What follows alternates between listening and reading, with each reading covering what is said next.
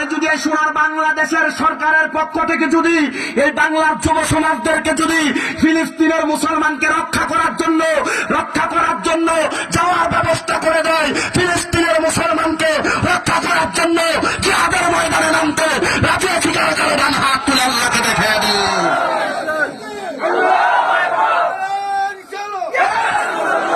আর একজন মুসলমান আরেকজন জালেম এর বিরুদ্ধে কথা বলবে কেন? কারণ মুসলমান মাজলুম জুলুমের শিকার হয়েছে।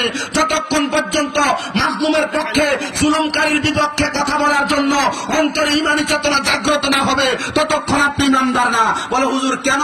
কারণ মুসলমান নির্যাতিত হবে আর আপনি দেখে দেখে মজা নিবেন, আপনি মুরগির রান টানবেন, গরুর গোশত খাইবেন, এটা ইমানি চেতনা না। মুসলমান আরেকজন মুসলমানের জুলুমের শিকার হওয়ার কারণে ব্যতীত হবে, অন্তরে কষ্ট লাগবে। কথা কন ঠিক কিনা? আব্বাজিরা, ফিলিস্তিনের মুসলমানরা যে আঘাতপ্রাপ্ত হইতেছে আপনাদের কাছে ভালো লাগতেছে?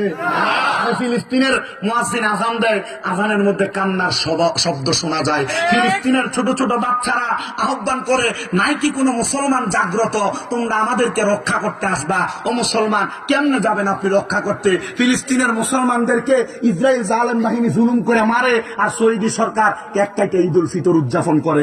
আরে ঈদ তো তখন করতাম যখন মুসলমানদেরকে জালেমের হাত থেকে রক্ষা